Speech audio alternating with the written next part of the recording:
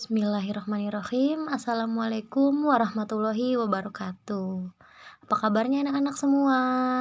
Semoga kalian di rumah tetap sehat walafiat. Kita berjumpa lagi dalam pembelajaran daring. Kali ini Ibu akan memberikan penjelasan tentang tema 1, subtema 1, pembelajaran yang kedua. Pembelajaran kali ini akan membahas tentang gambar cerita. Coba kita buka contoh gambar cerita. Nih.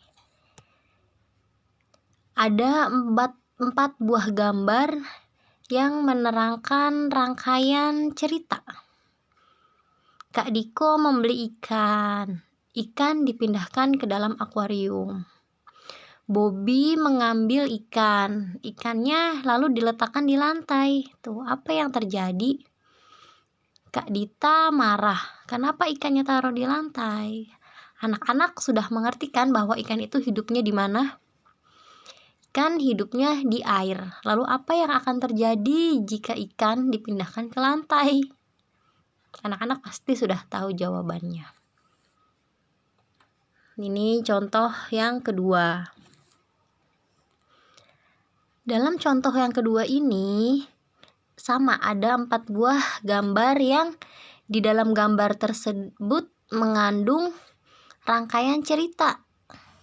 Di situ ada cerita Jaka dan Rudy diberi gambar, lalu diwarnai bersama-sama. Tetapi Rudy-nya main, cuma Jaka yang mewarnai gambar.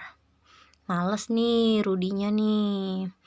Nah, teman-teman yang lain sudah selesai mewarnai, gambarnya bagus-bagus. Sedangkan Jaka dan Rudy belum selesai, tetapi akhirnya mereka minta maaf dan memulai mewarnai bersama-sama. Jadi ada ceritanya anak-anak. Gambar itu mengandung cerita.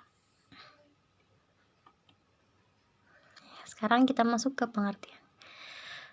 Gambar cerita adalah gambar atau serangkaian gambar yang mengandung cerita. Sudah Ibu jelaskan ya tadi ya.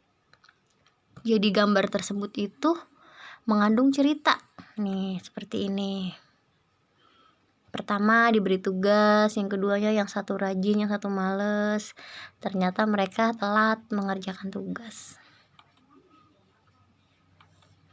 Lalu yang kedua, gambar ilustrasi ini, gambar cerita ini dibagi menjadi 2, yaitu berupa foto dan gambar tangan.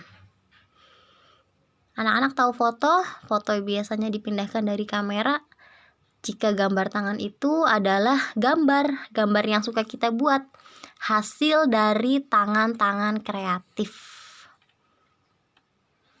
Nah, di sini ada 5 contoh gambar ilustrasi. Gambar ilustrasi itu ada apa aja? Ada cergam, yaitu cerita bergambar yang tadi di awal sudah Ibu tampilkan. Lalu yang kedua, ada komik. Anak-anak pernah lihat komik sekilas? Komik tentang Doraemon, Detektif Conan, lalu ada kartun. Anak-anak pernah nonton film kartun? Nah, ada SpongeBob. Lalu gambar ilustrasi karikatur. Karikatur itu anak-anak pernah lihat ini enggak? Gambar yang kepalanya besar tapi badannya kecil. Lalu gambar tikus yang memakai dasi. Nah, itu termasuk gambar karikatur. Yang terakhir ada pamflet. Pamflet itu biasanya selembaran yang berisikan iklan tetapi ada gambarnya. Nih. Di sini ada langkah-langkah membuat gambar ilustrasi. Di sini ada 3 langkah anak-anak. Yang pertama itu membuat gagasan atau ide. Jadi anak-anak itu harus punya ide atau gagasan. Kira-kira ingin membuat apa ya? Kita akan menggambar apa ya? Oh, gambar kartun. Oh, gambar orang, perempuan misalnya. Lalu setelah kita mempunyai ide, kita membuat sketsa. Sketsa itu kita mulai gambar.